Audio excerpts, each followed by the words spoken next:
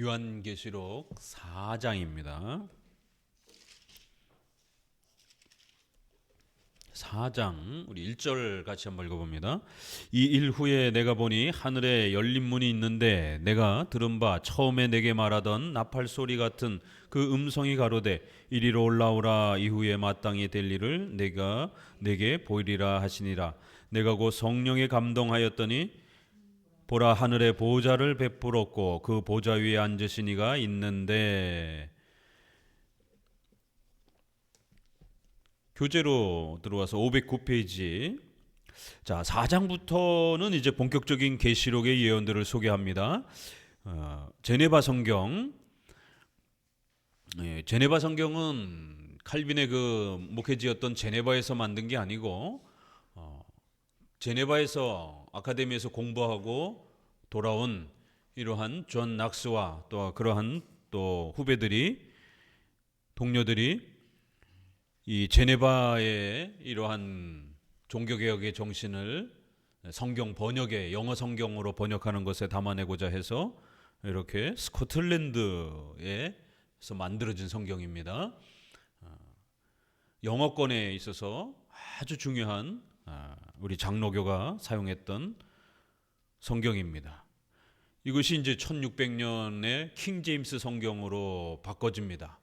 킹 제임스, 킹, 왕이 공인한 성경이라는 거예요. 제임스 왕이 공인한 성경이라는 겁니다. 그러니까 제임스는 성공회 사람이잖아요. 그렇기 때문에 성공회는 장로교와 개혁주의를 핍박하려고 어마어마한 핍박을 행했습니다. 스코틀랜드나 영국에서. 제임스, 찰스, 아주 악독한 왕들입니다.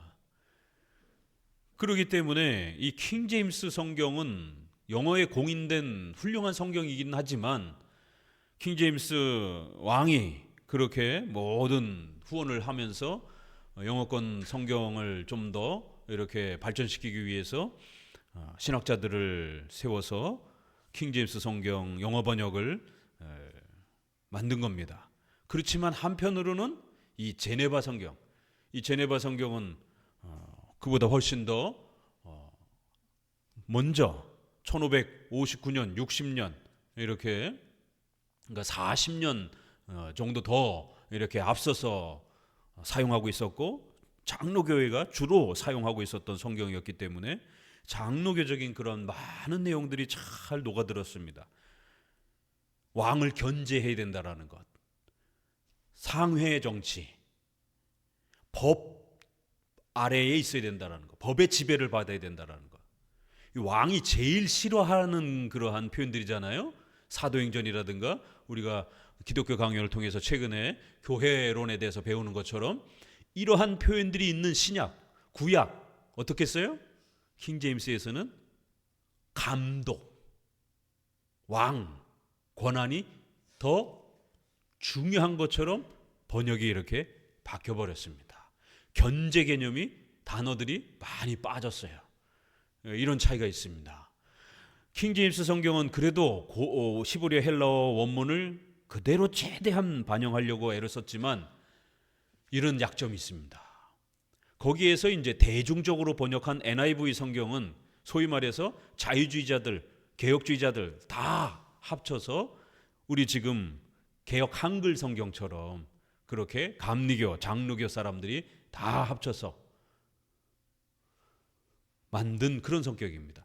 개혁 한글보다는 세번역 성경이 이제 장로교 사람들이 더 줄어들고 완전히 자유주의 쪽 사람들이 80% 가까이 많이 대동이 되면서 번역된 그런 세번역 성경의 성격이, 그런데 NIV가 그렇게 대중적 성격을 많이 갖고 있습니다. 영어 성경에 있어서 이렇게 제네바 성경, 킹 제임스 성경, NIV 성경, 이렇게 큰 세 개의 흐름이 있습니다. 제네바 성경을 언젠가는 우리 한마음교회가 한번 번역해 봅시다. 그런 소망을 하나님 앞에 우리가 가지고 기도해야 돼요. 그래서 그런 목적을 위해서 우리 성도들이 돈을 벌어야 되는 거고. 세상에 장로교 140년이 됐는데 장로교가 표준처럼 사용해왔던, 세상의 영어권에 있어서 표준처럼 사용해왔던 이 제네바 성경이 한글로 여전히 번역이 안 되고 있다는 거예요. 도대체 장로교인들 뭐 하고 있느냐라는 거예요. 장로교인들 중에, 성도들 중에 돈 많은 장로님들, 집사님들, 사업가들 뭐 하느냐라는 거예요. 도대체 자기 집에 족보도 하나 제대로 마련해 놓지 못하고, 자기 집에 족보도 번역해 놓지 못하고 있는 이 참담한 이 우리 장로교회의 이 비참한 현실을 보는 겁니다. 그리고는 성공회 사람이 번역한 킹제임스를 읽고 있는 것이에요. NIV를 읽고 있는 겁니다. 속상하죠. 우리 젊은이들은 좀 큰 꿈을 꾸고 우리 장로교를 회복하기 위해서 이러한 중요한 역사적인 이러한 소중한 유산들을 오늘 우리 시대의 후손들에게 소개할 수 있도록 하나님 저에게 재정을 주십시오 라고 그렇게 큰 포부를 가지고 기도하시기 바랍니다. 이 제네바 성경에는 3장에서 9장까지는 전 세계 일반 역사로 소개를 하고요, 10장에서 22장까지는 교회 역사에 대한 하나님의 작정과 섭리를 언급하는 것으로 분류합니다. 이 제네바 성경은 놀라운 게, 그 제네바 성경의 본문을 히브리어 원문에 따라 장로교의 이러한 입장이 잘 번역이 되도록 살린 것도 대단하지만 밑에 각주가 더 대단합니다. 또 그래서 칼빈의 이러한 칼빈주의 신학, 스코틀랜드의 낙스의 이러한 정신, 이러한 부분들이 그 관주에 잘 이렇게 간략하게 실려 있습니다. 적어도 우리 종교개혁자들이, 스코틀랜드의 장로교인들이 어떻게 이 요한계시록을 이해했는지가 그 각주에 이렇게 짧게 잘 소개가 되어 있습니다. 그래서 본문 번역, 그 다음에 밑에 관주 이렇게 번역까지 이렇게 해서 관주 성경 형태로 제네바 성경을 우리가 돈 모아가지고 번역자 세워서 한번 정말 이 사업을 하나님 앞에 꿈꾸고 제 죽기 전에 제네바 성경 한국교회에다 한번 소개해 봅시다. 정말 4장은 1장처럼 예언의 핵심을 소개하기에 앞서 하늘 보좌와 네 생물, 24장로, 네 생물은 주로 천사를 이렇게 뜻하고요, 24장로는 12지파 12사도 이렇게 해서 교회를 대표하는 이런 형태로 많이 소개가 됩니다. 그런데 놀라운 것은 이런 제네바 성경에는 이제 천사로도 소개하지만 또 청교도의 유명한 또 매튜 폴이라고 하는 또 이러한 주석가는, 또 종교개혁의 또 많은 분들은 이 생물을 목사로 해석해 줬습니다. 그만큼 교회에 있어서 목사의 위치가 굉장히 중요하다라는 것을 강조한 겁니다. 그러니 프랑스 신조 25조에 목사가 없이는 교회가 존재할 수 없다라고 하는 이런 엄청난 표현이 나오는 거예요. 웨스트민스터에서는 25장의 교회론 부분에서 하나님이 목사와 규례, 성례와 규례를 주셨다, 이렇게 나옵니다.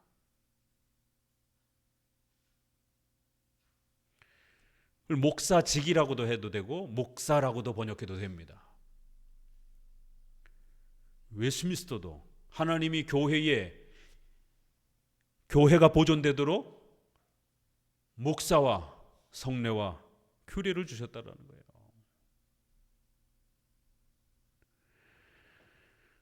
그만큼 장로교회에 있어서는 실력 있는 부름받은 목회자의 위치가 무지무지 중요한 겁니다. 우리 앞부분에서 별, 촛대 이렇게 했죠? 별을, 7별을 목사로 해석했잖아요, 종교개혁자들이. 요 네 천사는, 네 생물은 칼빈은 이제 천사로 좀 해석하고, 그럼에도 또 청교도들과 종교개혁자들 중에 목사로 해석하는 분들도 상당히 많습니다. 그렇지만 7별은 칼빈도 그렇고 대부분 종교개혁자들이 목사로 번역합니다, 해석합니다.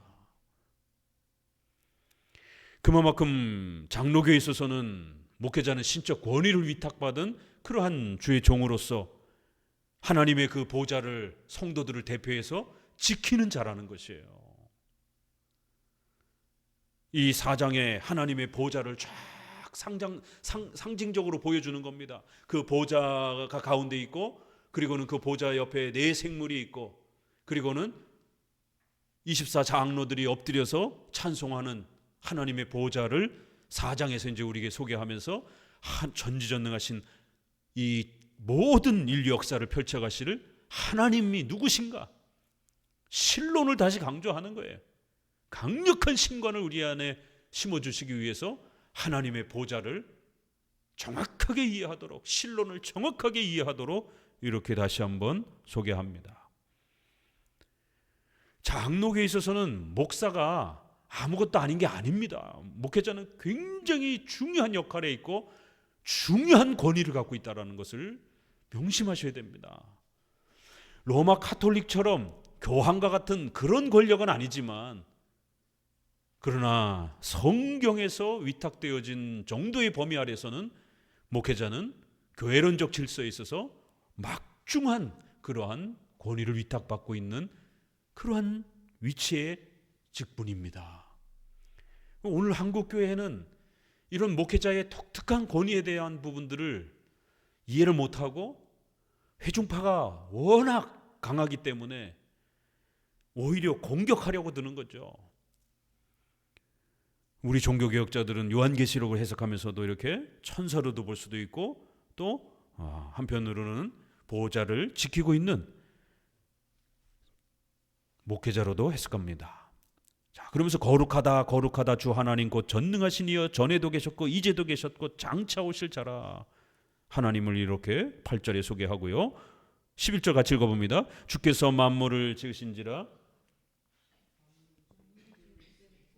또 지으심을 받았나이다. 이거 전부 다 하나님의 절대주권, 작정, 섭리와 관련된 아주 중요한 표현들이잖아요. 이렇게 하나님이 누구신지에 대해서, 하나님의 존재, 속성에 대해서 성도들은 정확하게 알아야 된다는 겁니다. 그래서 강력한 신본주의적인, 신론 중심적인 이러한 신앙의 체계를 구축해야 된다는 거예요. 이 신앙의 체계가, 우리 장로교는 신본주의, 신론 중심이고, 루터는 이신칭의, 구원론 중심이에요. 인간론 중심이에요. 그래서 루터 이후에 감리교, 성결교, 구세군, 오순절파 전부 다 신앙의 체계가 구원론 중심입니다. 인간론 중심이에요. 그래서 우리가 그걸 인본주의라고 그러는 겁니다. 유일하게 칼빈주의, 개혁주의만이 신앙의 체계, 성경을 보는 안목의 이 구조의 체계를 신론 중심으로 구축해 준 겁니다. 이 교파의 차이가 이렇게 나타나는 거예요.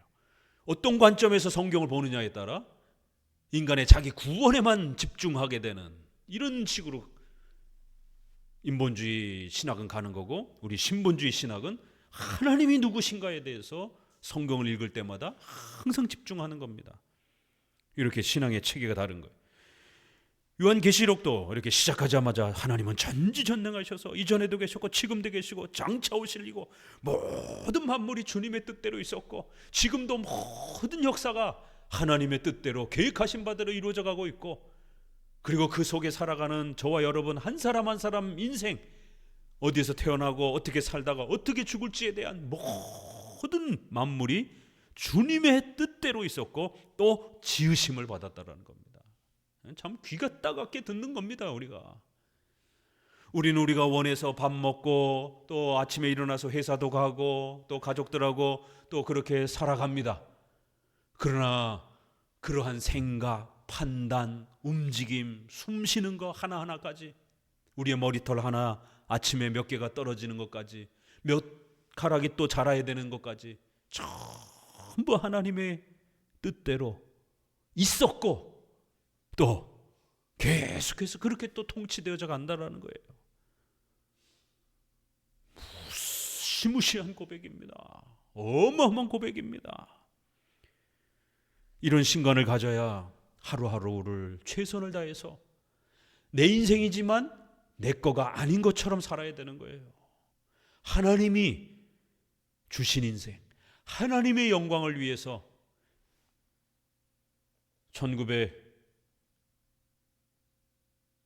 1950년대에서부터 2050년대까지 우린 다 여기 있죠. 한 100살 가둬놓으면 1950년 정도에서부터 한 2050년대 서울에서 태어나서 이렇게 성남에서 이렇게 살아가라. 하나님이 그렇게 역사해 가시는 것이에요. 하나님의 나라를 위해서 작은 점이지만 그 작은 점들이 모여서 또 하나의 큰 점을 만들면서 하나님의 교회가 성장해 가는데 작은 점 하나 찍고 또 우리는 가는 겁니다. 우리 다음 세대가 거기다 또 점을 찍고, 그럼 그것이 선이 되는 것이죠. 또 그 선이 이어지게 되면 그림이 그려지게 되는 것이에요. 내 인생이지만 내 인생이 아닌 것처럼 하나님이 우리에게 맡겨주신 인생인 것을 깨닫고 그렇게 사셔야 되는 거예요. 요한계시록은 바로 그런 걸 가르치는 겁니다. 휴가 날짜 계산하고 어디 뭐 천년왕국이 만다고 산속으로 들어가 가지고 그렇게 준비하고 이런 공포를 제시하는 게 아니에요.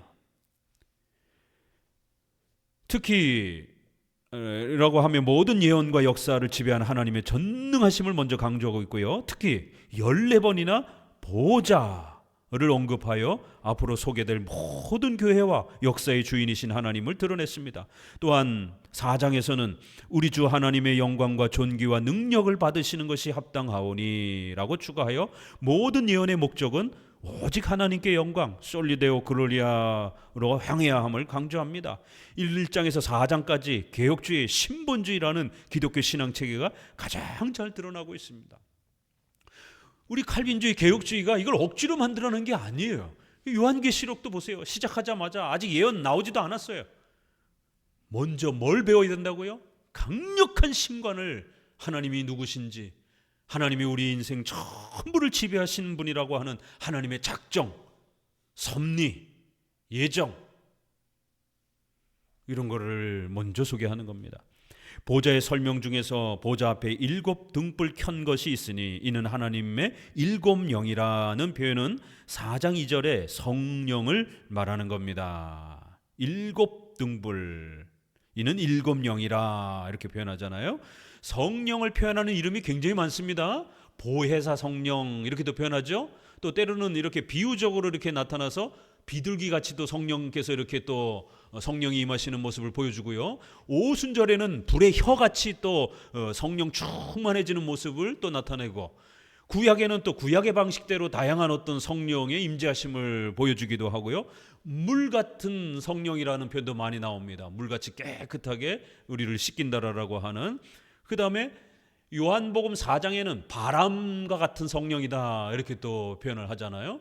그래서 바람이 임의대로 부는 것처럼 성령께서 우리를 그렇게 거듭나게 해주셔야 된다 이런 표현을 쓸 때에 여러 표현이 있어요. 그런 것처럼 또 이렇게 7 등불, 7은 완전수이며 성령의 완전한 역사와 다스림을 나타냅니다. 보좌 앞에 수정과 같은 유리바다가 있고 보좌 가운데와 보좌 주위에 4 생물이 있는데 앞뒤에 눈이 가득하더라는 말씀은 보좌 주변에 수정하는 천사들을 뜻합니다. 이런 모습은 에스겔이 보좌를 묘사하면서 같이 읽어봅니다. 에스겔, 어디든지 신이 가려 하면 바퀴도 그 곁에서 들리니 이는 생물의 신이 그 바퀴 가운데 있음이라. 에스겔에서는 천사를 어떻게 소개하느냐면 커다란 바퀴로 소개합니다. 우리는 잘 이해가 안 되지만 고대 세계에서는 마차,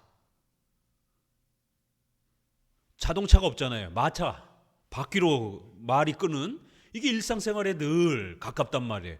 그러니까 이 마차가 얼마나 편합니까? 어디든지 가고 짐을 싣고 그 엄청난 짐들을 싣고 또 이렇게 가고, 전쟁을 할 때도 그 많은 힘을 발휘하고, 그러니까 마차 그러면 어마어마한 힘을 상징하는 그런 이제 의미가 강합니다. 그래서 천사를 백성들한테 어린아이처럼 아주 쉽게 가르치는 거예요. 천사는 마차와 같다 이런 겁니다. 요즘 우리 어린아이들한테 가르치려면 천사는 항공모함과 같다. 이렇게 F-22 전투기와 같다. 세계 최고의 전투기 F-22 같다. 이렇게 비유하는 거랑 똑같아요. 그 마차 중에서 바퀴를 위해서 바퀴가 큰 바퀴가 있는데 이 바퀴가 두 개만 해도 어마어마한 힘을 발휘하잖아요. 근데 이 바퀴 안에 또 바퀴가 또 있어요. 그래서 바퀴가 이렇게도 있고 또 이렇게도 있고 또 이렇게도 있고 여러 개의 바퀴 속에 바퀴가 또 겹쳐서 돌아가는. 그러니까 바퀴가 엄청난 그 힘을 발휘할 수 있도록 많은 바퀴가 있다라는 거예요. 그래서 이 바퀴가 사방팔방으로 이렇게 동그란 형태로 안에 있다 보니까 동서남북으로 막 방향 전환도 휙휙 하고 막 아무데나 막 갈 수가 있는 거예요. 그래서 어디든지 신이 가려하면 그 생물들도 이렇게 신이 가려하는 곳으로 간다라는 거예요. 요거를 비유로 다시 설명한 겁니다. 신이 성령께서 천사들을 대동하고 하나님의 뜻을 이루기 위하여 쫙 이동해 가시면 얼마나 신속하게 천사들이 움직여가겠습니까? 마치 바퀴가 그 곁에서 들리니 이는 생물의 신이 그 바퀴 가운데 있습니다. 그래서 바퀴가 천사라는 거예요. 그리고 그 바퀴를 움직이는 주인은 바로 신은 그 바퀴 안에서 조종을 하시더라는 거예요. 그래서 같이 움직이는 거예요. 신이 이쪽으로 가려고 그러면 바퀴도 그쪽으로 움직이고 저쪽으로 가면 저쪽으로 움직이고 이렇게 성령과 또 그 천사의 이러한 또 신속한 움직임과 또 행하시는 역사의 위대함을 이렇게 또 표현하기도 하는 겁니다. 칼빈은 이 부분을 설명하면서 천사들을 바퀴로 비유하여 하나님의 섭리의 뜻을 집행하기 위해서 항상 대기하는 모습과 바퀴 가운데 계신 성령께서 천사를 사용하여 섭리를 집행하시는 것으로 해석했습니다. 섭리를 이렇게도 설명할 수 있다는 거예요. 섭리를 우리가 숫자로도 지금 인나팔 대접 이 7개씩 나눠서 7로 설명을 하잖아요. 이렇게 비유적으로 그림적으로도 설명을 하는 거예요. 섭리 완벽하게 한치 오차도 없이 아주 신속하게 어마어마한 힘을 발휘하면서 하나님의 섭리가 진행되는 것을 마치 어린아이들 가르치듯이 바퀴를 하나만 있으면 그것도 약하니까 바퀴가 여러 개 이렇게 겹쳐 있는. 그래서 이걸 계시록 에스겔을 그림으로 그리기도 참 어려워요. 그냥 상상하셔야 돼. 그거를 많이 그림으로 많이 나타낸 그런 형태들도 있는데 정확하지 않습니다. 그것도 이렇게 바퀴 안에 바퀴가 상호작용하면서 그 속에 이렇게 신이 계시다. 내 생물의 모습도 사자, 송아지, 사람, 독수리로 비유하였는데 에스겔에서는요 그 얼굴들의 모양은 넷의 앞은 사람의 얼굴이요, 넷의 우편은 사자의 얼굴이요, 좌편은 소의 얼굴이요, 뒤는 독수리의 얼굴이다. 그러니까 계시록이 어디서 따왔는지 아시겠죠? 이렇게 계시록은 구약의 여러 군데서 따오는 겁니다. 그래서 신구약이 통일성 있게 해석이 되는 것이에요. 자, 다시 한번 상상하세요. 계시록은 상상을 좀 많이 하셔야 돼요. 워낙 그림과 비유, 상징들이 너무 많이 나오다 보니까. 자, 내 생물이 어떻게 돼 있다고요? 얼굴이 4개가 있는 거예요. 앞, 뒤, 좌우로. 그렇죠? 사자, 송아지, 사람, 독수리 모양으로 얼굴이 있는 것이에요. 우리가 저기 동남아시아 보면은 그런 석상들 있잖아요. 이렇게 앞뒤로 얼굴이 있는. 사방팔방을 다 본다라는 겁니다. 어느 것 한 것 못 보는 것이 없다라는 거예요. 그 다음에 날개가 6개가 달렸어요. 보통 독수리가 날개가 2개가 달려 있잖아요. 그렇죠? 양옆으로. 근데 그런 어마어마한 날개가 6개나 있다라는 거예요. 그러니 얼마나 빠르겠어요. 이렇게 생물의 모양을 또 이런 식으로도 또 이렇게 날개를 가진 모습으로 소개하고 그 날개 안쪽에는 눈들이 가득해요. 이거를 그림으로 그리면 사실 괴물같이 나타납니다. 이게 날개가 6개나 되고 이 날개 안에 눈들이 막 번쩍번쩍 생각해 보세요. 못 보는 데가 없다라는 거예요. 우리 성도들이 오다가 뭐 딴짓하고 이런 너 뭐해서 다 알아 이런 것입니다 이게. 이렇게 하나님께서 엄청난 천사의 이러한 그 능력을 만들어 주셨고 또 그 천사들을 사용한다라는 겁니다. 그리고 우리 종교개혁자들은 또 한편으로는 목사들이 이렇게 두 눈을 부릅뜨고 교회를 지키기 위해서 하나님의 보좌를 지키기 위해서 불철주야로 온 힘을 다해서 희생하고 헌신하는 또 그런 목회자의 사역으로도 또 이렇게 소개를 합니다. 사자는 어마어마한 물어뜯는 힘이 있잖아요. 독수리는 새 중에 최고의 짐승 아닙니까? 날개가 있기 때문에 신속하게 날아다니잖아요. 사자는 날개가 없으니까 힘은 좋지만 속도가 빠른 속도는 없어요. 그러니까 각각의 장점들을 하나. 사람은 뭐겠어요? 사람은 뭐겠어요?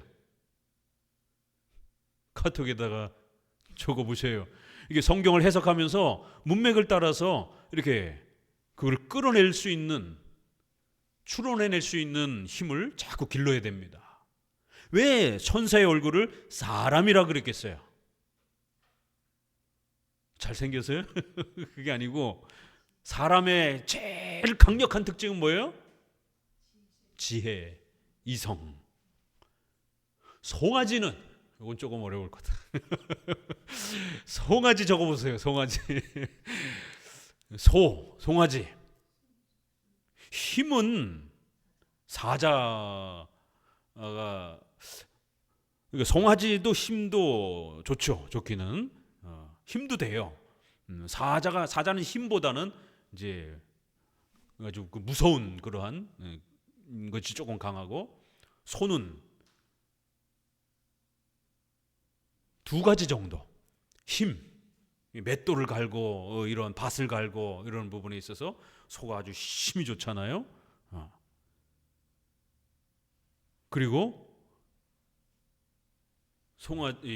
힘이 조금 더 강하겠네요. 그리고 소는 또 이렇게 포악스럽지 않아서 사람들이 농사에 가장 많이 이렇게 사용하는 것처럼 강아지나 이런 소 이럴 때 성경에서는 이렇게 그 뭐라 그래요? 이렇게 사람에게 충성하는 그런 또 이미지가 성경에서 많이 사용되어지기도 합니다. 그래서 힘과 또 그런 신실함, 투덜대지 않고 묵묵히 일하는 그런 그 힘을 가지고 묵묵히 일을 하는 이런 모습. 이렇게 각각의 좋은 장점들을 다 이렇게 끌어서 천사가 엄청난 그런 능력으로 하나님을 섬기면서 또 교회를 지켜보호하고 있다라는 겁니다. 계속 그러한 천사들의 이러한 모습을 소개하면서 우리 성도들이 위로를 소망을 가지라고 격려하는 겁니다. 우리 눈에 보기에 천사가 보이지 않는다 할지라도 하나님은 천사를 파송하셔서 그렇게 우리 성도들의 일거수일투족을 전부 다 지켜주신다라는 겁니다. 자, 이렇게 4장은 하나님의 보좌를 다시 한번 우리에게 강조하고, 5장은 7인 나팔 대접을 소개하기에 앞서 7개의 전체 역사를 다스리는 예수 그리스도의 전능함과 위대함을 강조합니다. 자, 4장은 삼위일체 하나님의 보좌로 볼 수 있어요. 그 보좌를 특별히 성령과 이렇게 구별해서 쓰지 않으면 우리는 항상 삼위 하나님, 한 하나님으로 이렇게 보셔야 됩니다. 특별히 5장에서처럼 그리스도를 유독 이렇게 표현하게 되면 그리스도로 구별해서 우리가 위격을 구별해서 해석할 수 있습니다. 그렇지만 특별히 강조하지 않으면 삼위 하나님으로, 그렇게 한 하나님으로 통일성 있게 우리가 봐도 괜찮아요. 그래서 삼위 하나님이 한 하나님이신 그 보좌로 이렇게 봐도 되고, 또 성부 하나님의 보좌로 이렇게 좀 봐도 돼요. 왜요? 성령에 대한 설명이 있었기 때문에. 또 그러면서 5장에는 또 그리스도의 또 사역들이 있으니까 4장은 성부 하나님이 대표해서 그 보좌에 통치하시는 그러한 분으로서 이렇게 또 봐도 괜찮고요. 얼마든지 다 가능합니다. 5장은 예수님을 아주 더 상세하게 소개합니다. 예수님을 소개할 때도 유다 지파의 사자 다윗의 뿌리 5절입니다. 요거. 어린 양이 섰는데 일찍 죽임을 당한 것 같더라. 7뿔과 7눈이 있으니 6절. 죽임을 당하신 어린 양이 능력과 부와 지혜와 힘과 존귀와 영광과 찬송을 받으시게 합당하도다. 죽임을 당한 어린 양. 이거 다 예수님과 관련된 표현이잖아요. 12절. 구약과 신약의 중보 사역을 연결시켰습니다. 이 예수님을 설명하면서 구약의 어린 양, 다윗의 뿌리 이런 표현들, 구약을 성취하신 예수님을 이렇게 소개하는 겁니다. 특히 7뿔과 7눈을 가지신 모습은 이 눈은 온 땅에 보내심을 입은 하나님의 7영이더라는 설명에서 보듯이 예수님께서 보내시는 성령을 뜻합니다. 성경이 스스로 이렇게 설명하고 있어요. 거의 대부분은 그렇게 설명해 가고 있기 때문에 그걸 우리가 잘 찾아가면 되는 겁니다. 요한계시록이라고 해서 한 글자 한 문장을 갖다가 자꾸 막 상상적으로 해석하면 안 됩니다. 요한계시록 스스로가 설명하고 있고 또 구약에서도 보충 설명하고 있고, 그래서 뿔에는 7눈이 달려 있어요. 각각의 뿔에. 이거는 성령이시다라는 거예요. 그래서 예수님을 도우시는, 또 예수님과 함께 계시는 또 그러한 성령의 이러한 또 모습을 이렇게 또 뿔과 눈으로 소개를 하는 겁니다. 또한 죽임을 당하신 분이라는 표현은 예수님의 대속적 중보 사역을 말하는데 9절에서 일찍 죽임을 당하사 각 족속과 방언과 백성과 나라 가운데서 사람들을 피로 사서 하나님께 드리고, 보세요. 구약에도 이신칭의가 나오죠. 이제 이런 구절 읽으면 이게 이신칭의와 관련된 구절이라는 거 이제 잘 아시겠죠, 그렇죠? 대속, 전가, 그리스도의 이중 전가 이런 부분들. 삼일체 중 제2위격이시며 성부의 영원한 아들이시며 성령을 보내시며 우리를 위하여 십자가의 대속적 죽임을 감당하신 예수님의 모습을 여러 비유와 상징으로 이렇게 묘사하고 있는 것입니다. 이렇게 4장은 삼일체 하나님, 또 성부의 보좌를 강력하게 다시 한번 우리에게 소개하면서 하나님은 누구신지에 대한 신론을 우리 가슴에 강력히 새기도록, 그리고 또 하나는 예수 그리스도가 누구이신지, 아주 전형적인 칼빈의 기독교 강의에서 창조주 하나님, 구속주 하나님, 이렇게 얼마나 균형을 잘 맞추고 있습니까? 자, 이제 본격적으로 6장 한번 본문 읽어봅시다. 6장 성경 1절. 내가 봄에 어린 양이 7인 중에 하나를 떼시는 우레 소리같이 말하되 오라 하기로, 내가 이에 보니 흰말이 있는데 그 탄자가 활을 가졌고 면류관을 받고 나가서 이기고 또 이기려 하더라.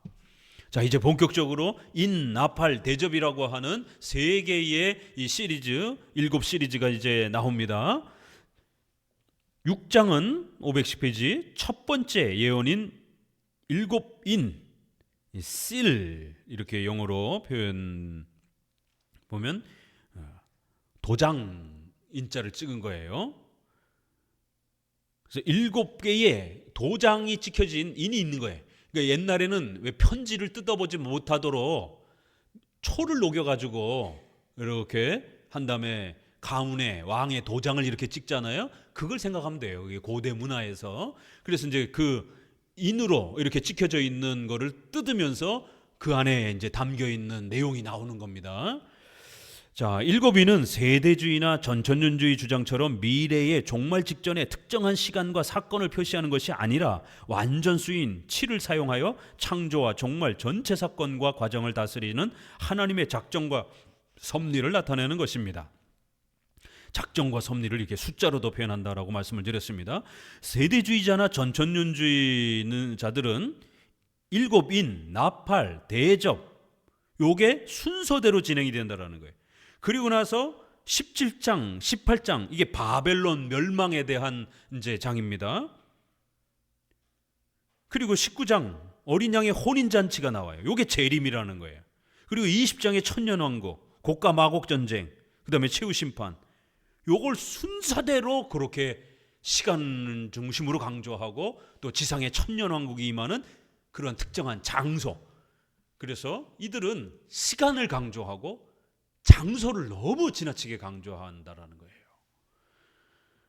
근데 말이 안 되는 게 17장 18장은 바벨론 멸망이잖아요. 바벨론 옛날에 다 멸망을 다 해버렸는데요, 뭘. 그러면 바벨론 멸망과 어린 양의 혼인잔치인 이 18장과 19장 사이에 지금 우리가 그럼 살아가고 있는 겁니까?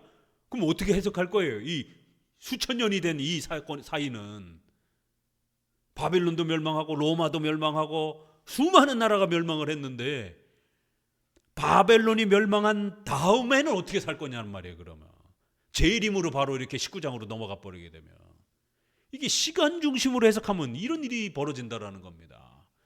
그래서 17장 18장의 이 바벨론의 멸망을 문자 그대로 얘기하게 되면 자기들의 시대에 적용이 안 되는 거예요. 우리 시대에 바벨론도 없는데 뭘 걱정을 합니까? 그러면은 요한은 1세기 당시에 아니 400 벌써 몇백 년 전에 바벨론 이미 다 멸망했는데 뭘 바벨론이 멸망한다라고 예언을 합니까? 이미 바벨론이라는 나라는 있지도 않는데 이것 자체가 벌써 말이 안 되잖아요. 그렇기 때문에 이 바벨론이라고 하는 나라는 다른 이미지를 가르치고 있는 거라는 걸 알 수가 있는 겁니다. 대번 로마 시대에 살고 있기 때문에 로마 황제를 향하여 너 지옥의 적그리스도라고 이렇게 비판할 수가 없죠. 그럼 당장 목이 날아가는데. 그러니까 로마 황제를 고대에 가장 악독했던 바벨론 왕에다가 끌어다가 비유로 설명을 하는 거예요. 바벨론이 얼마나 악독했는지, 바벨론 왕이 얼마나 못됐는지 이러면서 이제 그러면서 사람들은 다 알아듣는 거죠. 로마 왕, 이렇게 로마 황제 이렇게 그런 것이죠.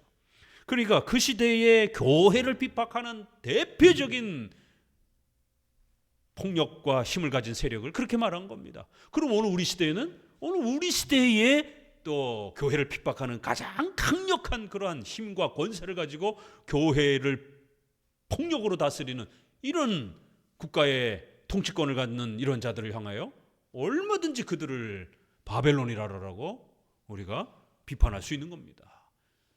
이걸 시간적으로 끌고 가서는 안 되는 겁니다. 하지만 무천년주의, 우리 장로교 개혁주의 주류는 이 전체 내용이 기본 개념을 중심으로 반복적으로 확대되는 반복적 점층적 평행법으로 해석합니다. 이 방법은 뒤로 갈수록 앞에서 다뤘던 내용이 반복되고 있으며 다양한 관점에서 추가적인 설명들이 보충되는 형태로 이해하는 것입니다. 숫자나 인물, 사건, 비유, 상징 등을 지나치게 문자적으로 해석하지 않고 구약과 신약의 통일성 아래서 7대 교리를 벗어나지 않는 범위 내에서 해석합니다. 각각의 인들은 일반 역사와 교회의 고난과 환란을 종합적으로 설명하랍니다. 그래서 일반 역사도 있어요. 왜? 교회를 핍박한 그 왕들, 또 그 인물들, 그러한 세력들을 하나님이 어떻게 징계할 것인지에 대해서 이런 얘기들이 나오니까 또 한쪽에서는 교회가 어떻게 고난을 당하고 성도들이 얼마나 엄청난 어려움을 겪게 될 것인지 교회에 대한 이야기가 나오는 거예요. 그래서 인나팔 대접은 이 세상의 이 악독한 자들, 불신자들 하나님이 어떻게 다룰 것인가 요거 하나, 그 다음에 우리 교인들을 어떻게 하나님이 보호하고 위로할 것인가 요 얘기예요. 모든 인나팔 대접이.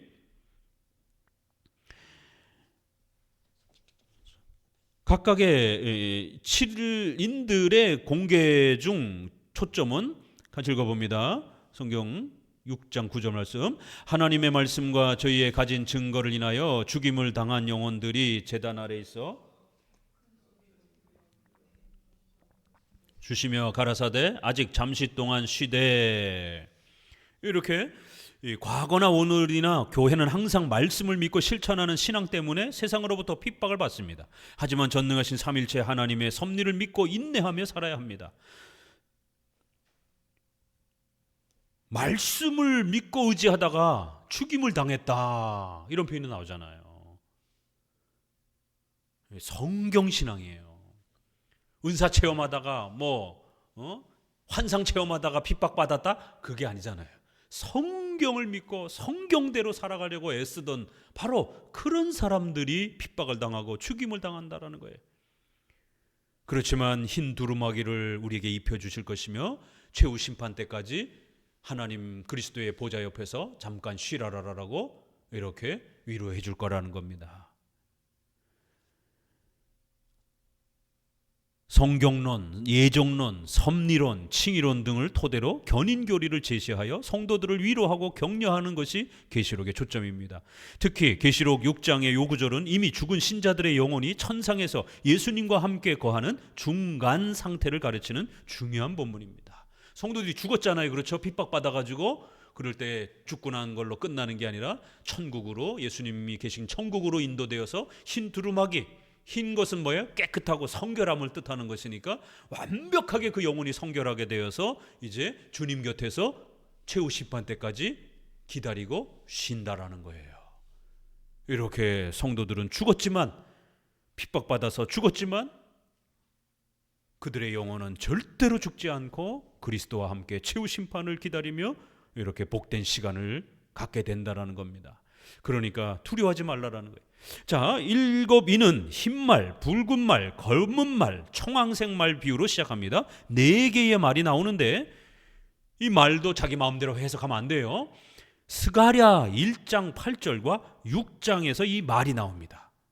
스가랴서에서도 많이 끌어와요. 계시록에서 사람이 홍마를 타고 골짜기 속 화석나무 사이에 섰고 그 뒤에는 홍마와 자마와 백마가 있기로라는 말씀에서 가져온 겁니다. 그래서 붉은 말, 자, 말이 고대의 전쟁에서 막 장수가 칼을 휘두르고 막 휘젓고 다니면 어때요?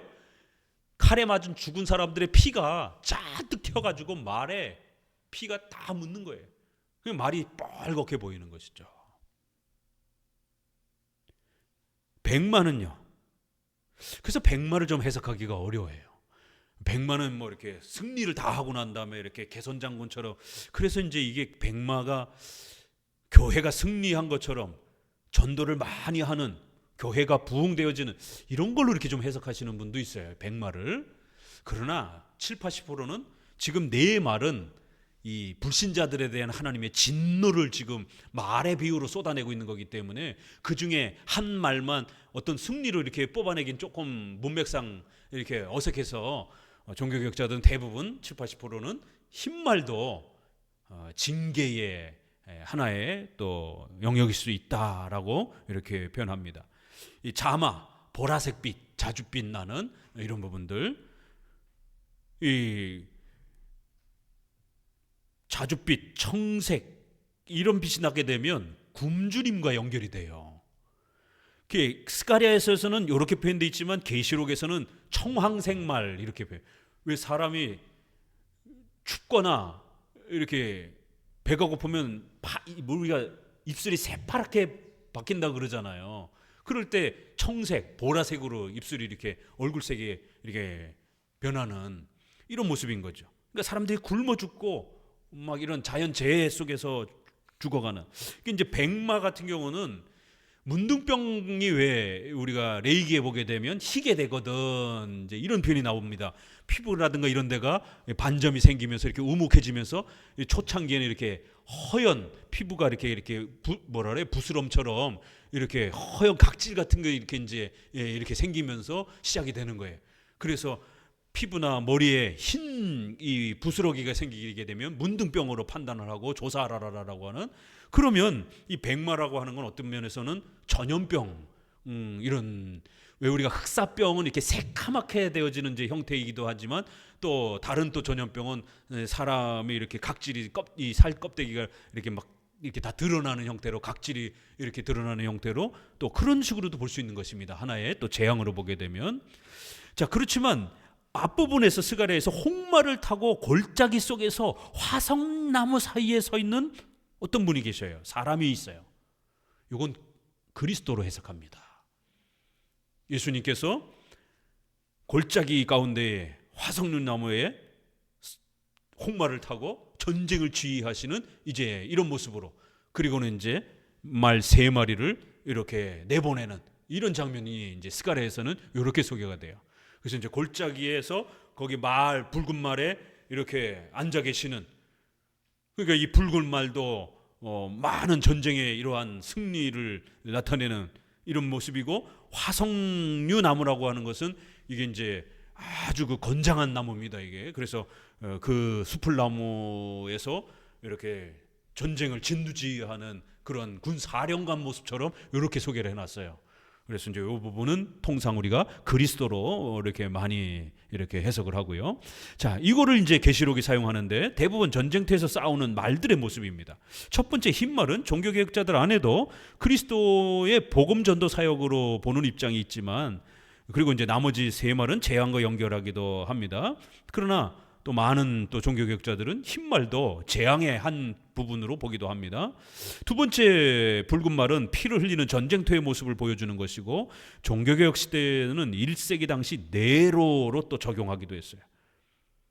왜냐하면 네로 시대에 베드로와 바울이 죽었잖아요. 그렇죠? 순교했기 때문에 가장 악독한 왕으로 이렇게 붉은 말 시대로 이렇게 표현하기도 합니다. 하지만 대부분 16세기 당시 교회에 가장 큰 피해를 입힌 로마 카톨릭의 핍박으로 적용했습니다.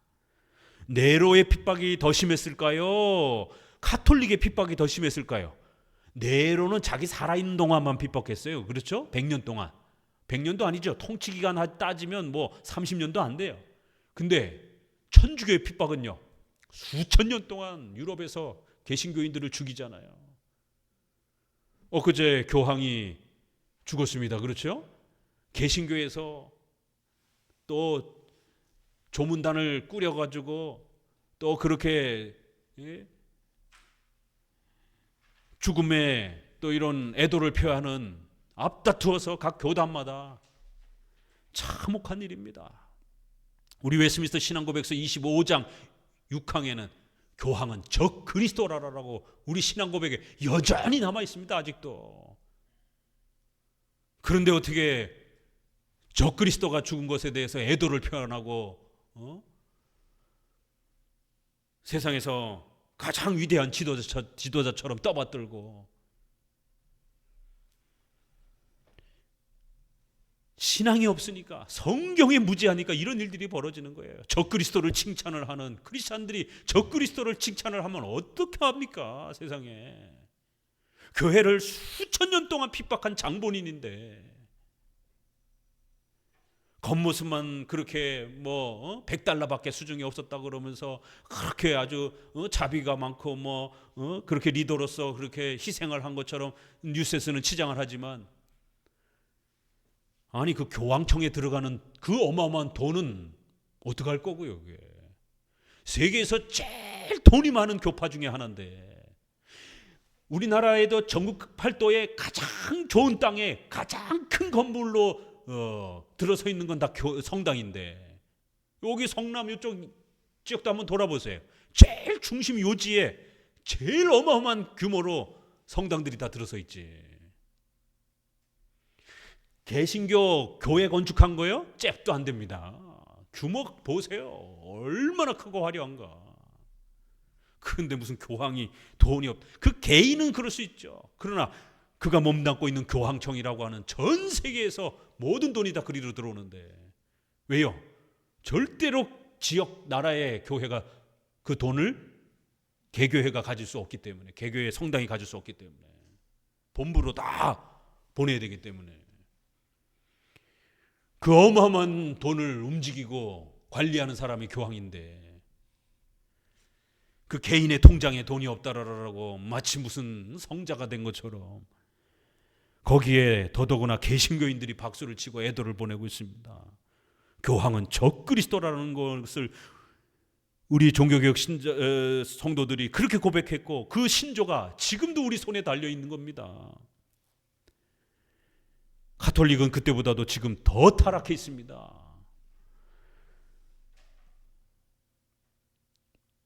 매튜 폴은 붉은색에 집중하여 교황이나 추기경들의 붉은 옷차림으로 연결시키기도 했습니다. 얼마나 화가 나고 속이 상했으면. 교황하고 추기경들 보면 빨간색 옷 입고 다니잖아요. 자기들이 아주 가장 특별한 것처럼 일반 사제들하고 또 옷을 또 별도로 그렇게 추기경들 이상으로만 그 붉은색을 입습니다. 종교개혁자들의 마음속에 이 로마 가톨릭 교황 추기경들이 얼마나 교회를 핍박한 자들이었으면 이 붉은색을 그냥 그대로 적용해가지고 적그리스도들이다라고까지 그렇게 적용을 한 겁니다. 하지만 조세프 미드는 지나치게 문자적으로 시간적으로 적용하여 각 말의 등장을 초대교회의 로마 통치 시대로 세분화시켰습니다. 바로 이 조세프 미드가 세대주의의 원천입니다. 이 시간과 장소를 특정해가지고 계시록을 구체화시켰던 그런 분이에요. 그래갖고 1세기부터 예수님 초림후에서부터 종교개혁 시대까지를 아주 낱낱이 시간으로 계산해가지고 마치 이제 곧 재림이 천년왕국이 임할 것처럼, 그것도 영국의 천년왕국이 임할 것처럼 이렇게 지나치게 시간과 장소를 문자적으로 극단화시킨 분입니다. 이 조세프 미드가. 즉 흰 말은 AD 100년까지, 붉은 말은 180년까지, 검은 말은 237년까지, 청황색 말은 294년으로 설명합니다. 이거 1년 2년을 정확하게 계산을 했어요. 틀린 거죠. 객관성도 없는 거고. 제네바 성경은 흰 말과 붉은 말도 하나님의 진노와 재앙으로 보고, 보세요. 제네바 성경은 다르잖아요, 입장이. 그 각 주에 달린 설명이 흰 말도 재앙으로 봅니다. 검은 말은 한 데라니온의 밀 한 대요, 한 데라니온의 보리 석 대로다. 이 데라니온이요, 여러분 하루 일당이에요. 노동자. 그럼 한 10만 원. 오늘날로 치면 그거 가지고 보리 석 대도 못 사요. 물가가 너무 많이 뛴 거예요. 가뭄이 와서 곡식이 없으니까 이렇게 값이 뛴 겁니다. 보리 요만큼 밀 한 대, 여러분 밀가루 이렇게 한 바가지 사는데 10만 원 드린다라는 거예요. 이렇게 설명합니다. 계시록에. 가뭄이 닥친 거예요. 기근이 닥친 거예요. 기근으로 인해 폭등한 식량 부족의 재앙으로 보았고, 청황색 말은 검과 흉년과 사망과 땅의 짐승으로서 죽이더라는 말씀처럼 전쟁으로 인한 죽음의 재앙으로 봤습니다. 여섯째 이는 큰 지진이 나며 해가 총담같이 검어지고 온 달이 피같이 되며 하늘의 별들이 무화과 나무가 대풍에 흔들려 선 과실이 떨어지는 것 같이 땅에 떨어지며 라는 말씀입니다. 자, 여기는 이제 마치 뭐 천지가 막 다 깨어지는 것처럼 설명이 됐어요. 여섯 번째 이는 이거 어떻게 해석합니까? 전천년주의자들은 문자 그대로 재림 직전에 발생하는 우주적 지각 변동으로 해석합니다. 그래서 이제 막 쓰나미 발생하고 막 저기 중국에서 여기 얼마 전에도 또 저기 어떤 나라에 아시아 쪽에서 지진 나가고 진도 7인가 8인가 나가지고 미얀마인가 어마어마하게 무너지고 이러면 이제 이걸 그대로 해석하는 거예요. 근데 지진하고 쓰나미 나고 이런 때가 뭐 한둘이었어요. 그러니까 자꾸 틀리는 겁니다, 이게. 전천년주의자들은 그렇게 이제 해석하지만 무천년주의는 좀 더 폭넓게 이해하여 교회와 사회의 타락으로 인한 큰 혼란으로 해석합니다. 극심한 교회 핍박과 사회적 혼란이 폭발하는 그런 모습으로 해석하는 거예요. 그런 모습은 어느 시대나 있잖아요. 왜냐하면 이 문장은 출애굽기 10장 21절에서 23절, 요엘서 2장, 또 사도행전 2장, 마태복음 24장, 베드로후서 3장 등에서 매우 다양한 의미로 사용하고 있습니다. 출애굽기에서 제일 먼저 해가 검어지고 달이 막 빨개지는 거예요. 이거를 출애굽기의 재앙으로 이렇게 소개가 됩니다. 그리고 나서 이제 계속 써먹는 거예요, 선지자들이. 하나님의 진노와 책망을 이야기할 때. 그 이제 과학이 발달되지 않았을 때는 일식이라든가 월식이라든가 이제 이렇게 일어나게 되면 달이 이렇게 황색으로 이렇게 바뀌고 막 이런 모습을 이렇게 보면서 월식과 일식이 일어나면 재림이 임박했다라고 이제 막 또 이렇게 선동도 하고 막 이랬던 겁니다, 고대에는. 그래서 조심해야 됩니다, 이 구절은. 이렇게 5번이나 이렇게 사용하는데 대표적으로 첫 번째는 AD 70년에 이스라엘 멸망을 예언하는 방식입니다. 왜냐하면 예수님이 살아계셨을 때는 AD 30년 시절이에요. 그렇죠? 예수님이 태어나신 것을 중심으로 해서 우리가 기원 후를 하는 겁니다. AD, 아노, 디미노 이렇게 비포 크라이스트, 예수 그리스도 전, BC 이렇게 하는 거고 약자가 BC가 기원 후는 라틴어로 아노 디미노가 이제 주님 이런 뜻이에요. 주님의 해 뭐 이렇게 표현하는 겁니다. 그래서 AD 이렇게 약자로 쓰는 거예요. 이게 다 기독교와 관련된 이 시간 구분입니다. 그러니까 대략 한 우리가 30년을 전후로 했기 때문에 마태복음에서 이 경고를 할 때 어디를 바라보고 있어요? AD 70년에 로마의 티투스 장군이 그나마 남아 있었던 헤롯 성전, 제3의 성전. 첫 번째는 솔로몬 성전. 두 번째는 바벨론에서 돌아와서 스가랴, 에스라, 느헤미야 이런 분들이 이제 돌아와서 제2 성전을 짓잖아요. 그리고 1세기에는 그것도 무너져 가지고 헤롯이 또 수십 년 동안 이렇게 헤롯 성전이라고 하는 형태로 예루살렘 성전을 복원을 합니다. 그 복원된 성전이 티투스 장군에 의해서 다 박살이 나고 지금 우리가 TV에서 볼 때 통곡의 벽이라고 하는 이 벽 두 짝만 남아 있는 거예요. 이렇게. 그러니까 예수님이 이 경고를 하셨을 때는 70년에 예루살렘이 완전히 초토화가 돼가지고 폭탄 터지면 시커멓게 올라가잖아요. 그러니까 사람 태우고 집 태우고 그러면 그 검은 연기가 하늘로 이렇게 치솟는 거예요. 그럼 해가 어두워지는 거예요. 또 막 달이 빛같이 이렇게 변하면 이게 또 이제 뭐 피가 터지고 이제 막 이렇게 그냥 사람이 죽어 나가고 그러면은 얼마든지 그렇게 보일 수도 있는 것이죠. 하늘에 별들이 떨어지고 막 이러한 또 자연 재해와 같은 또 그리고 많은 또 이러한 사회적 혼란과 고통들을 마치 별들이 떨어져 가지고 다 붕괴가 되는 것처럼 이렇게 대풍에 흔들리고 과실이 다 떨어지고. 그러니까 AD 70년의 이스라엘의 멸망의 역사적 사건을 내다보고 있기도 합니다. 둘째는 예수님의 죽음으로 신약 교회의 성도들이 세워질 것을 이렇게 또 얘기해요. 사도행전에서는 신약의 교회가 세워지는 게 어떻다고요? 이렇게 세워진다라는 거예요. 그래서 요 표현을 하고 난 다음에 그러니까 빨리 예수님을 믿어라. 사도행전 2장에 이렇게 나옵니다. 앞부분에는 방언 얘기가 나오고 그래서 은사주의자들이 이 방언만 언급을 하는 거예요. 아니, 언급하려면 다 해야지요. 만약 사도행전 2장이 재현된다면 어떤 일이 벌어져요? 방언 받고 난 다음에 해가 시커매지고 달이 시뻘개지고 별들이 쾅쾅쾅쾅 떨어지고 지구 멸망하는 거예요. 방언 받으면.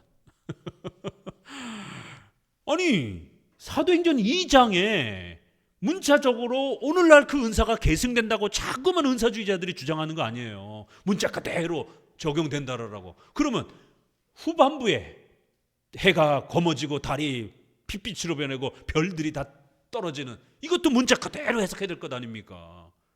그러면 지구 멸망하는 겁니다. 방언의 역사가 일어나면 오늘 우리 시대에 방언의 역사가 일어나면 뒷부분에 지구 멸망하는 거예요. 그것도 문자 그대로 적용해야죠. 이게 얼마나 어리석은 은사주의자들의 주장인지 우리가 금방 파악하는 겁니다. 그러니까 결국 방언의 역사는 새로운 시대가 왔다라고 하는 이방인도 이제 복음을 받을 수 있다라고 하는 그러한 복음이 온 이방인에게 퍼져갈 것이다라는 것을 소개하고 이 신약 교회가 세워지는 것은요 천지가 개벽해야만이 일어날 수 있는 일이라는 거예요. 사람이 예수님을 믿는다라는 것, 악한 인간이 교회 온다라는 거, 이거 천지가 개벽되기 전에는 불가능한 일이라는 거예요. 그래서 천지가 개벽하는 이런 이야기들을 요엘서와 출애굽기를 끌어다가 이게 재림과 심판에도 쓰지만 하나님의 은혜와 중생의 역사에도 이걸 쓰는 거예요. 이렇게 천지가 개벽되어져 가는 것 같은 어마어마한 역사를 통해서 우리가 신자가 된다라는 거예요. 그래서 이 사건 소개하고 사도행전 끝 구절에는 그러니까 이런 새로운 시대가 되었으니까 빨리 예수님 믿으십시오, 이렇게 끝납니다. 그래서 이 장면은 심판의 두려운 모습으로도 소개되지만 교회의 신약 교회가 수립되어지는 파격적인 하나님의 위대한 역사의 놀라움으로도 이렇게도 또 소개하기도 합니다. 그래서 우리가 문맥 아래에서 자연스럽게 여러 가지로 해석해야지 무조건 예수님의 재림 직전의 어떤 사건으로만 해석하면 안 됩니다. 여러 번 언급하기 때문에. 셋째, 예수님의 재림의 필연적 오심과 영광. 넷째는 재림 직전에 문자적으로 실제로 정말 그때는 이제 천지가 다 바뀔 거기 때문에 그렇게 문자적으로 재림 때에 또 그렇게 실제로 이루어지는 걸로도 또 표현할 수도 있는 것입니다. 이렇게 여러 형태가 복합적으로 그 문맥 아래에서 보셔야 됩니다. 7장은 일곱 번째 인을 소개에 앞서서 추가적으로 설명하는 삽입장 형태를 취합니다. 자, 7장 한번 읽어봅니다. 7장 1절. 이 일 후에 내가 내 천사가 땅 내 모퉁이에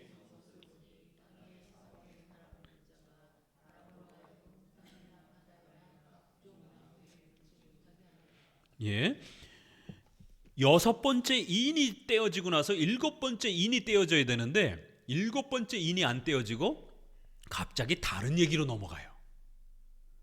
이걸 삽입장이라 그래요. 중간에 다른 이야기가 끼어들어 본 거예요. 그래서 이게 시간적으로 해석이 안 되는 겁니다. 갑자기 다른 얘기가 들어와요. 내 천사가 다시 등장을 하는 거예요. 이런 구조는 일곱 나팔과 일곱 대접 사이에도 나타나요.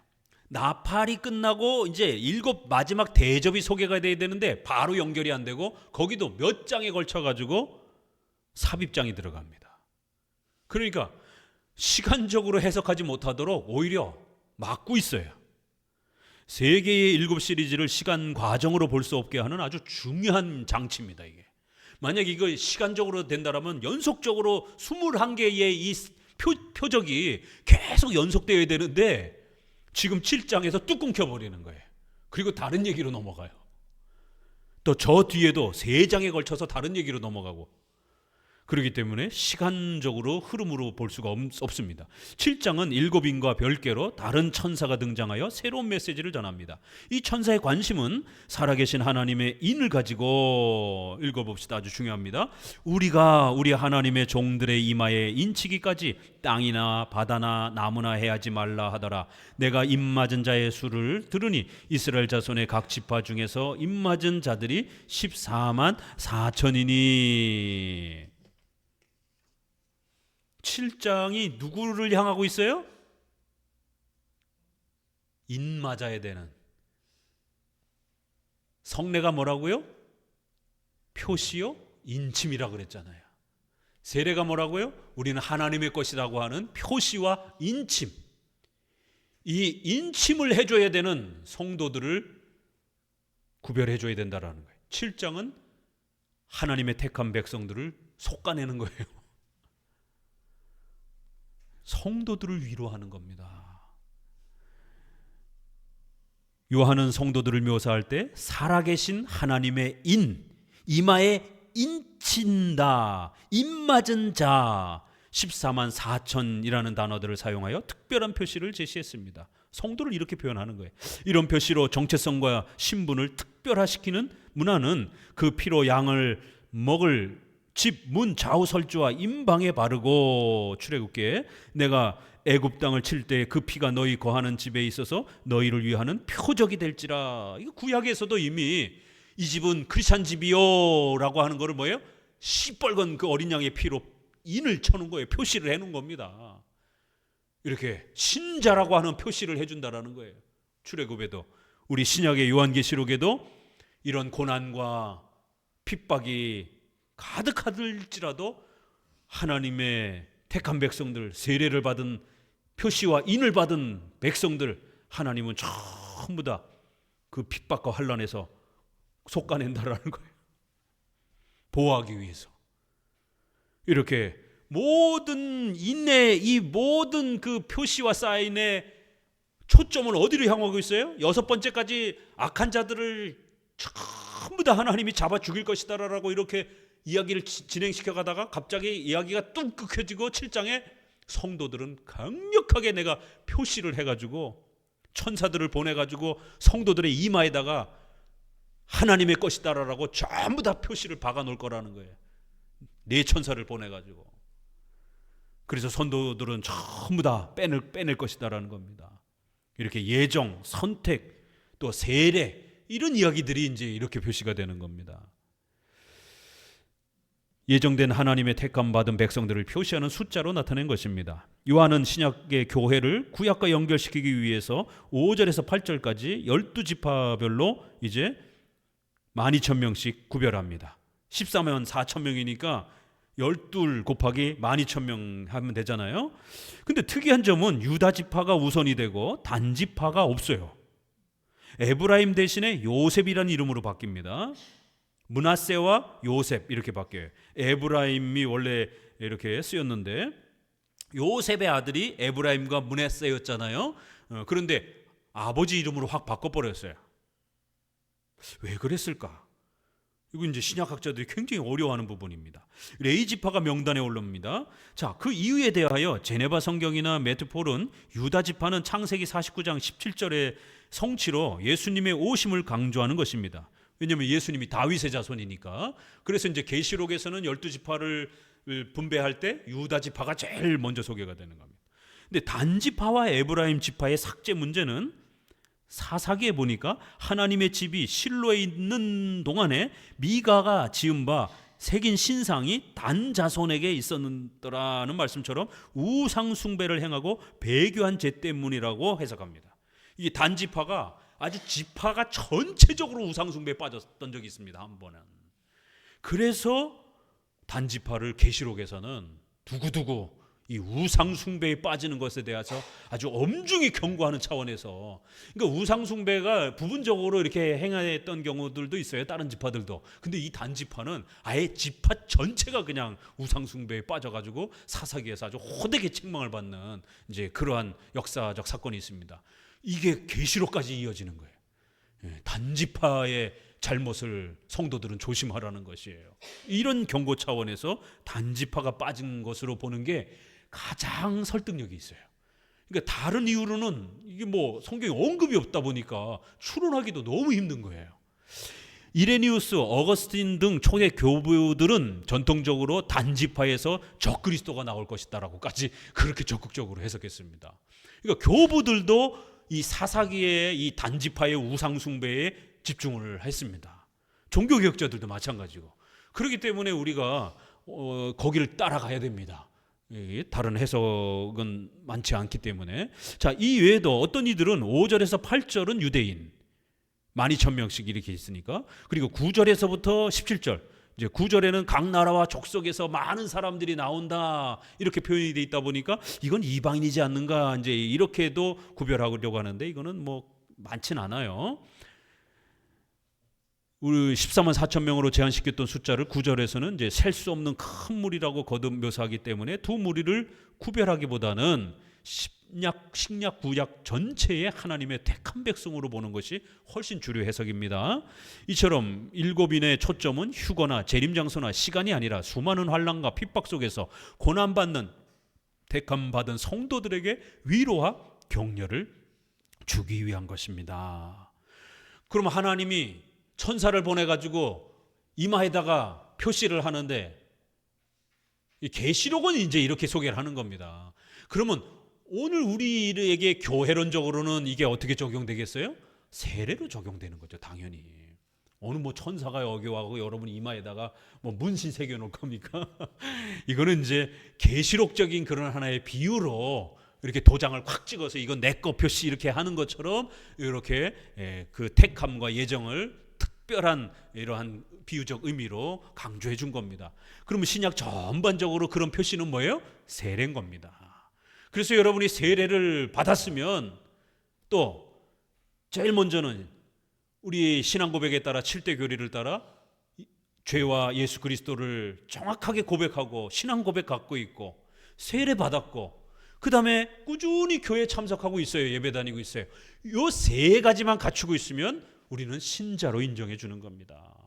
회중파 청교도들의 그런 회심 준비론처럼 뭐 죽을 때까지 끝까지 완전하게 회개하고 완전한 성화의 열매를 맺지 아니하면 신자가 아닌 것처럼 이렇게 엄격하게 이렇게 강요하고 그러지 않습니다. 그런 기준으로 치게 되면 목사, 신학자들도 구원받은 사람 별로 없어요. 목사들도 얼마나 연약한데요. 그렇기 때문에 신앙 고백, 올바른 신앙 고백, 세례, 그 다음에 정기적인 꾸준한 예배 참석, 이 세 가지가 우리가 신자됨에 내가 택함 받은 자임을 표시해주는 가장 중요한 겁니다. 그래서 요한은 마지막 내용으로 장로 중에 하나가 응답하여 내게 이르되 이 흰 옷을 입은 자들이 누구며 또 어디서 왔습니까? 이게 이제 이렇게 하나의 이렇게 그 드라마를 쓰듯이 가르쳐 주려고 이렇게 더 설명해 가는 거예요. 이 사람들이 누굽니까? 이렇게 이제 어렵게 설명을 해놨으니까 12,000명 이렇게 하고 이제 그들이 흰 옷을 입고 있으니까 거기에 이렇게 화자와 청자를 집어넣어 갖고 이 사람들은 누구죠? 라고 이제 이렇게 일부러 질문을 하는 겁니다. 이 큰 환난에서 나온 자들인데 어린 양의 피에 그 옷을 씻어 희게 하였느니라. 이거 전형적인 이신칭이잖아요. 그래서 예수님을 믿고 의롭게 되어 하나님의 자녀가 된 사람들, 그 사람들은 반드시 세례로 표시와 인침을 갖고 있는 겁니다. 그런 성도들을 이야기하는 거예요. 그런 성도들은 하나님의 백성임을 마음에 새기고 여러분 자신이 누구인지 용기를 잃지 말고 어떤 핍박이 있더라도 절대로 좌절하지 말고 힘있게 용기를 내고 살으라는 거예요. 성도들의 정체성을 밝히는 것에 초점을 맞춥니다. 성도들은 오직 예수 그리스도의 대속적 희생으로 죄사함을 받고 의롭게 된 하나님의 자녀들이라는 것입니다. 이 성도들의 신분과 영화로움은 21장, 22장에서 다시 또 강조합니다. 어린 양의 그 혼인잔치로 소개가 됩니다. 요한은 그 내용을 미리 앞당겨서 7인으로 인 부분에서 요약적으로 설명해 주는 겁니다. 하지만 전천년주의를 추구하는 이 조세프 미드나 존 메가더, 이 존 메가더 한국 사람들이 얼마나 많이 좋아해요. 강해 설교자로. 근데 온건한 세대주의자예요. 극단적 세대주의는 이단입니다. 근데 온건한 세대주의자들은 예수님을 믿고 삼위일체를 믿고 최소한 신앙을 공유하기 때문에 우리가 이단이라고까지는 하진 않아요. 그래서 존 메가더가 이렇게 또 훌륭하게 설명하는 부분들은 참고할 만해요. 근데 존 메가더의 종말론 부분은 거의 세대주의랑 비슷합니다. 참고하면 안 돼요. 존 메가더 이 세대주의는 이 부분을 지상 천년왕국 모습으로 적용시킵니다. 똑같아요. 그러나 역사적 관점을 많이 수용하는 매튜폴조차도 이런 세밀한 천년왕국적 설명을 반대합니다. 그러니까 종교개혁자들이 세대주의자들이 지나치게 시간과 장소를 역사적으로 강조했잖아요. 그렇죠?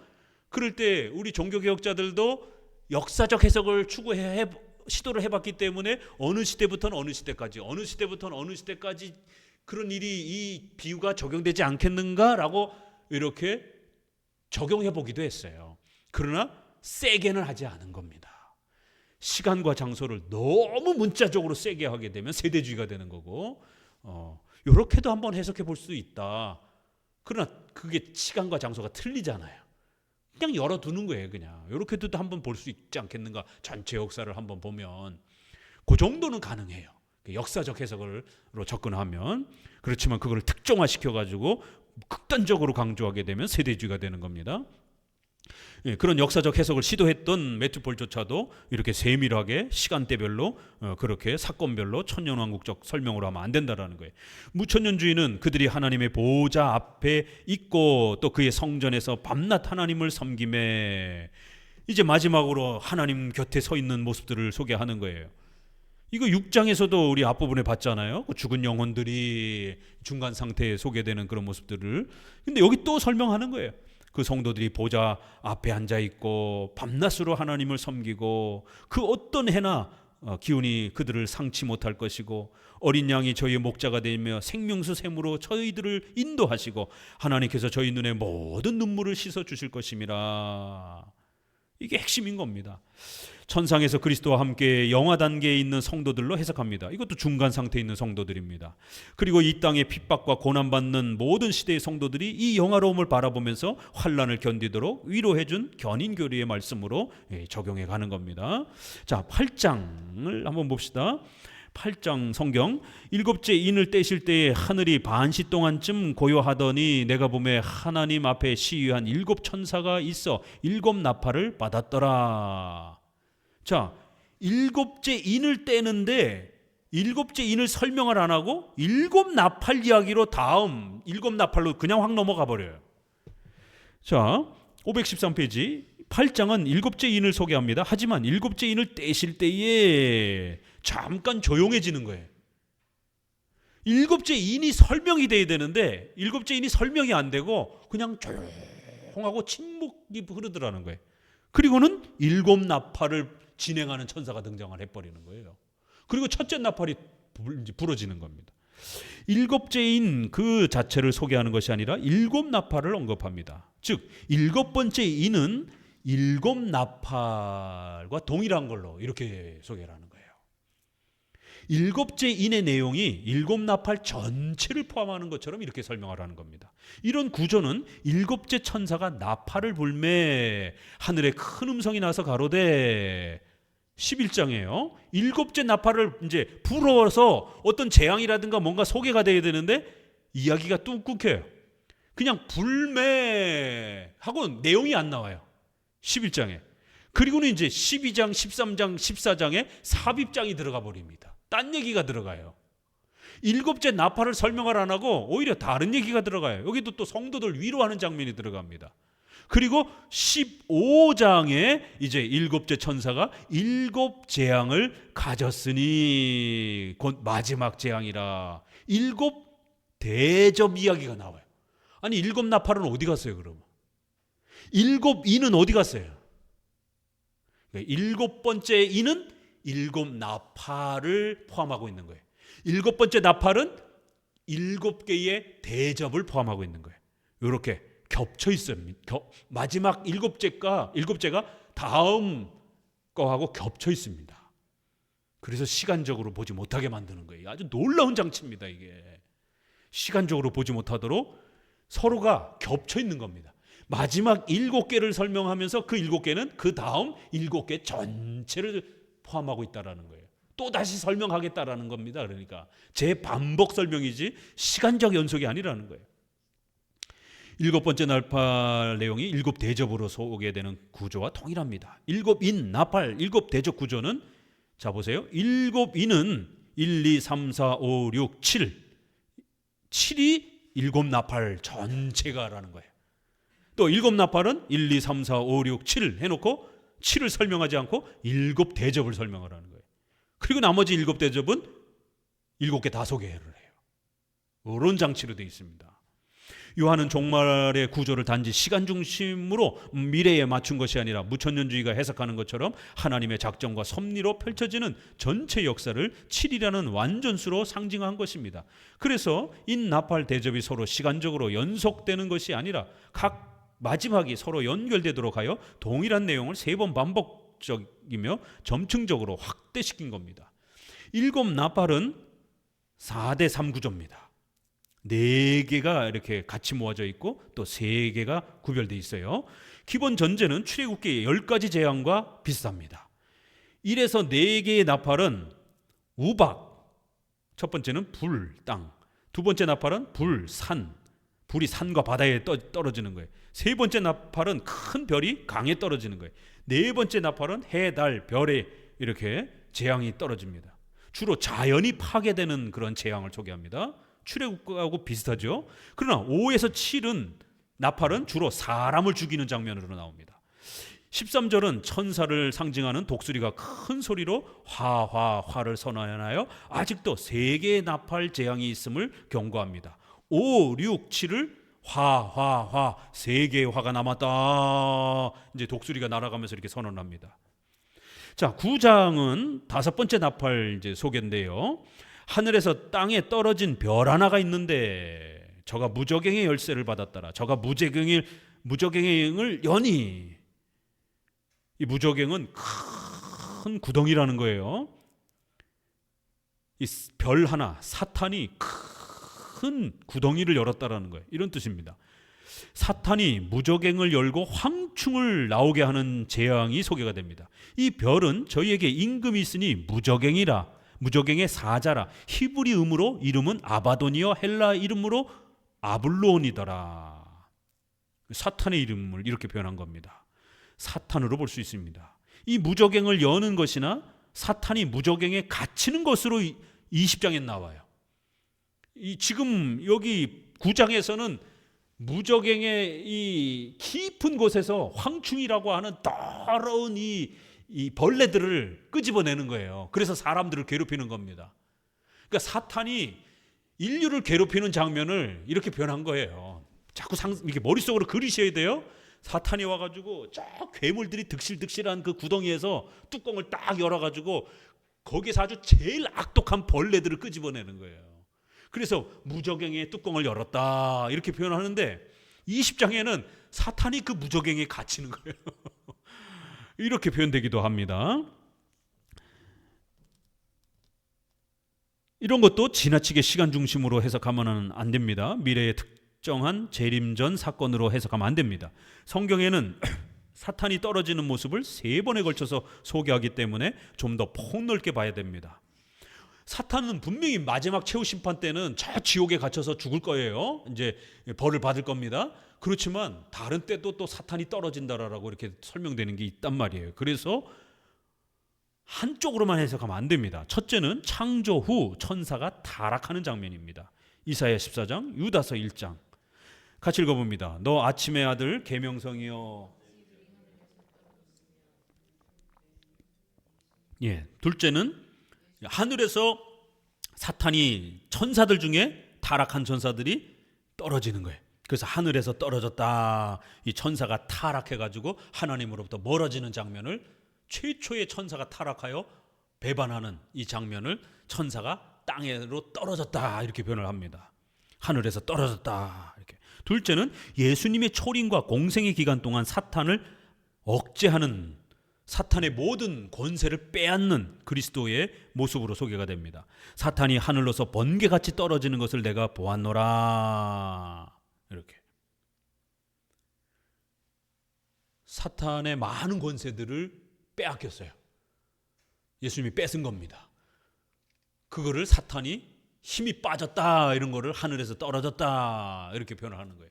그래서 제자들이 가서 기도로 귀신을 내쫓을 때 귀신들이 막 쫓겨나가는 거를, 힘이 없으니까 쫓겨나가는 거예요. 그걸 예수님이 하늘에서 사탄이 떨어진 것처럼, 힘을 잃고 다 떨어지는 것처럼 이렇게 표현을 하신 겁니다. 셋째는 예수님의 죽음과 부활이 이제 마지막에 최후 심판 때 사탄을 지옥에 가두는 이제 이런 장면으로 표현합니다. 하느님의 아들이 나타나신 것은 마귀의 일을 멸하려 하심이라. 그래서 여러 가지로 해석해야 되지 꼭 최후 때로만 이렇게 적용하면 안 됩니다. 황충에게는 전갈과 같은 권세가 주어져 있어서 불신자들을 그들을 죽이지는 못하게 하고 5달 동안만 괴롭게 해라. 욥기서에서 보게 되면 욥을 괴롭힐 때에 그렇게 사탄에게 허락해 주잖아요. 그런 것처럼 이제 하나님이 사탄에게 불신자들을 괴롭히는데 5달 동안만 괴롭히도록 이렇게 허락하는 거예요. 불신자들을 완전히 죽이지는 말라라는 거예요. 이렇게 고통스럽게 할 수 있습니다. 또한 황충의 모양은 많은 군대와 같은 힘 있는 모습과 여자의 머리털과 같은 아름다움과 사자의 이빨과 철 호신경과 전갈과 같은 꼬리와 쏘는 살을 가지고 있습니다. 즉 사람들을 미혹하여 혼란에 빠지게 할 수 있는 대부분의 능력을 갖고 있습니다. 이 황충이 어떤지 우리가 이렇게 정확하게 알 수가 없는 거예요. 군대와 같이 아주 어마어마한 힘을 갖고 있다라는 거예요. 또 여자의 머리털과 같은 아주 아름다운 모습을 갖고 있는 거예요. 그래서 남자들이 눈이 멀어가지고 그 미모에 빠져가지고 인어가 이렇게 머리카락을 살랑살랑 흔들면 어부들이 고기 잡다가 거기에 눈이 멀어가지고 바다에 빠져 죽는 이런 것처럼 이렇게 미혹하는 힘이요. 여성이 남자를 이렇게 미혹하듯이 이 황충은 또 아주 그런 아주 예쁜 그런 아주 또 머리털을 갖고 있는 것처럼, 또 그다음에 사자의 이빨과 또 이런 정갈에 또 쏘는 것처럼 시기, 질투, 미움과 같은 이런 엄청난 무기를 또 갖고 있더라는 거예요. 인간을 미혹할 수 있는 모든 능력을 다 갖고 있더라는 거예요. 자, 5달도 대번 해석되죠? 10이라는 완전수의 절반 정도, 이렇게 하나님이 계획하신 때만큼 그들이 완전히 죽지는 않고 이렇게 고통을 받는다라는 거예요. 불신자들이. 이들이 5달 동안 불신자들에게 고통을 가하는데, 5달도 역사주의, 전천년주의 사람들은 과거나 미래, 재림전 특정한 시간으로 지나치게 세밀화시켜서 오류를 일으켰습니다.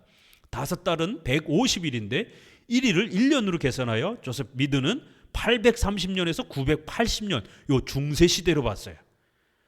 이걸 어떻게 여기다 볼 수 있을까? 근데 이제 이 시대는 이런 게 유행이었습니다. 메트폴은 622년 이후 150년 동안 이슬람 세력의 공격으로 또 보기도 했어요. 제네바 바이블은 어떨까요? 제네바 성경은 1074년부터 그레고리오스 7세에서부터 이렇게 9세까지 150년 동안 이어진 교회의 타락으로 보기도 했습니다. 이렇게 약간씩 아주 극심한 교회의 어떤 이 핍박 시대를 특정해서 좀 보려고, 왜냐하면 계시록에 이제 이런 핍박의 어떤 강한 모습이 있다 보니까. 그렇지만 이거는 이제 확정적인 건 아닙니다. 하지만 5달은 10의 완전수의 반 정도로 보는 것이 좋습니다. 하나님의 섭리 안에서 제한된 일정 기간 동안의 환난이나 고통이 주어지는 것으로 어느 시대나 이렇게 있을 수 있는 것처럼 그렇게 보는 게 더 훨씬 무난합니다. 6번째 나팔은 큰 유브라데강에 결박한 4천사를 놓아주라 하며 4천사가 놓였으니 그들이 그 연, 월, 일, 시에 이르러 사람 3분의 1을 죽이기로 예비한 자들이더라는 말씀처럼 악한 천사를 통해서 고통받는 장면이 나옵니다. 이 악한 천사는 잠시 풀려나서, 즉 하나님의 허락을 받고 사람들을 죽이며 고통을 줍니다. 악한 천사들은 아무렇게나 활동할 수 있는 것이 아니라 반드시 그 연, 월, 일, 시 1분 1초까지 하나님 앞에 정확하게 할당량이 있는 겁니다. 사탄이 절대로 자기 마음대로 그렇게 무한정 우리를 괴롭히는 게 아니에요. 1분 1초까지 하나님이 정확하게 허락한 시간 동안만 활동하는 겁니다. 제발 우리 성도들, 도대체 이 고통이 언제까지 갈까? 이렇게 너무 두려워하시면 안 돼요. 언제까지 이렇게 아파야 되는가? 언제까지 이렇게 삶의 어려움 속에 빠져 있어야 되는가? 사탄은 그걸 이용해서 우리를 또 낙심하게 만들려고 하고, 그럴 때 이런 구절을 읽어야 되는 겁니다. 하나님이 섭리 속에서 우리를 고난 가운데 두실 때, 또 사탄이 우리를 괴롭히도록 또 두실 때, 성도가 고난에 4가지 이유가 있다 그랬죠? 죄, 성화, 사탄의 공격, 하나님의 영광을 위한 목적. 이렇게 때로는 성화와 또 사탄의 공격이 있을 때 하나님은 연, 월, 일, 시까지 전부 초 단위로 계산하셔서 우리 성도들이 훈련되어지는 그만큼만 사탄을 사용하시는 겁니다. 사탄을 가시처럼. 그렇기 때문에 계시록에 이런 표현이 있는 거예요. 왜 그 악한 천사의 활동을 연, 월, 일, 시, 즉 하나님께서 계획하시고 섭리하는 시간 동안만 활동할 수 있다라고 이렇게 가르치는 겁니다. 악한 천사가 동원한 군대들은 마병대 수에는 2만만이니 즉 2억 정도 되는 어마어마한 그런 악한 무리들이 덤벼들어서 또 교회를 핍박하기도 한다라는 거예요. 이들은 불과 연기와 유황으로 사람을 죽이며 입과 꼬리에도 무서운 힘을 가지고 있습니다. 하나님께서는 이런 제한된 고난을 통해서 죄인들이 회개하고 돌이키기를 원하셨지만 이 재앙에 죽지 않고, 같이 읽어봅니다. 남은 사람들은 그 손으로 여러 귀신과 또 보거나 듣거나 다니거나 하지 못하는 금, 은, 동, 목석의 우상에게 절하고 또 살인과 복술, 음행, 도적질을 회개치 아니하더라는 말씀처럼 죄인들은 더 많은 죄악을 범했습니다. 인간의 전 역사는 이와 같이 죄를 더욱 쌓아가는 죄악된 그러한 모습임을 강조하고 있는 겁니다. 이렇게까지 책망을 받는데도 회개하지 않더라는 거예요. 뭐 이때나 오늘이나 회개하지 않는 악독한 이러한 인간의 죄악됨은 여전한 것이죠. 그러나 우리 성도들은 이러한 고통과 어려움 속에 이런 말씀을 붙잡고 잘 용기 있게 살아가시라는 겁니다. 기도합니다. 하나님 감사합니다. 우리